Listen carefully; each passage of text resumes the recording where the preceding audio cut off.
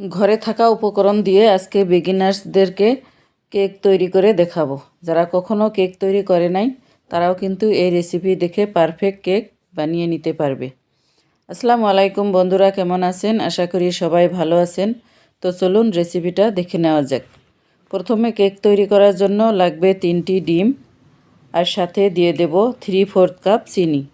আপনি চাইলে কিন্তু 2টি ডিম দিয়েও কেক তৈরি করতে পারবেন, তবে পুরো পরিবারের জন্য কেক তৈরি করতে চাইলে 3টি ডিম দিয়ে কেক তৈরি করলে বেশি ভালো হয়। চিনি আর ডিম খুব ভালো করে মিশিয়ে নিতে হবে যতক্ষণ না চিনি একদম গলে যায়। টিপসগুলো ভালোভাবে ফলো করলে বেকারি স্টাইলের কেক ঘরে বানিয়ে নিতে পারবেন।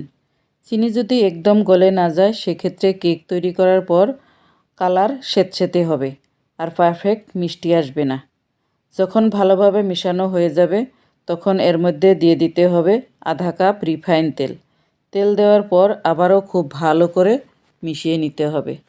মেজারমেন্ট যদি ঠিক থাকে সেই ক্ষেত্রে আপনার কেক অনেক বেশি পারফেক্ট হবে। এখন শুকনো উপকরণগুলো অ্যাড করব।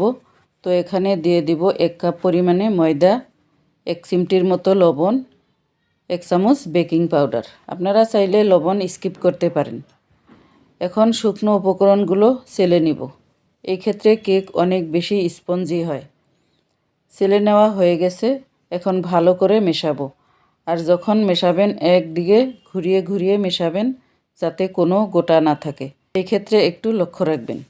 ভিডিওর শুরুতেই বলেছি ঘরোয়া উপকরণ দিয়ে কেক তৈরি করব। তথাপি আমি 2 টেবিল চামচ গুঁড়ো দুধ ইউজ করছি।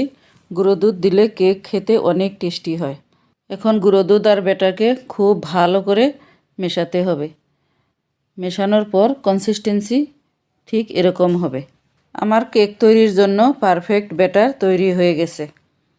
এখন কেক টিনের মধ্যে তেল ব্রাশ করে দিব আর এর মধ্যে অল্প ময়দা দিয়ে ভালো করে ডাস্ট করে দিব।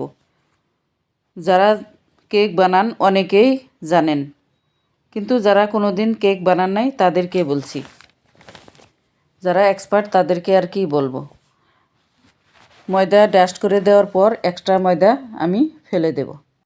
কেক টিনের মধ্যে ব্যাটার ঢেলে দেব। তারপর ব্যাটারকে একটু ট্যাপ ট্যাপ করে দেব যাতে কোনো বাবলস না থাকে। এবার কেকটা বেক করে নিব। তার জন্য একটি বড় সাইজের কড়াইতে দিয়ে দিচ্ছি লবণ। বালি থাকলে বালিয়ে দিয়ে দিতে পারেন। তারপর একটা স্ট্যান্ড দিয়ে দিচ্ছি আর কভার করে 5 মিনিট হাই হিটে গরম করে নেব। লবণটা যখন গরম হয়ে যাবে তখন কেক টিন বসিয়ে দিয়ে কভার করে অপেক্ষা করব 30 থেকে 35 মিনিট। চুলার আঁচটা হাইতে রাখবো 5 মিনিট, তারপর মিডিয়াম টু লোতে রাখবো 30 মিনিট। দেখতেই পাচ্ছেন 35 মিনিট পর কেকটাতে কি সুন্দর কালার চলে আসছে।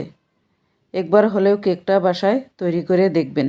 কেকটা এখন ঠান্ডা হয়ে গেছে, চাকু দিয়ে সাইড থেকে ছাড়িয়ে নেব। তারপর কেকটা মোল্ড আউট করব। মাশাআল্লাহ, আমার কেকটা অনেক বেশি সুন্দর হয়েছে। এখন কেটে দেখাচ্ছি কতটা সফট আর স্পঞ্জি হয়েছে। ভিডিওটা ভালো লেগে থাকলে লাইক করে চ্যানেলটি সাবস্ক্রাইব করে পাশে থাকার অনুরোধ রইল। ভালো থাকবেন, সুস্থ থাকবেন। আল্লাহ হাফিজ।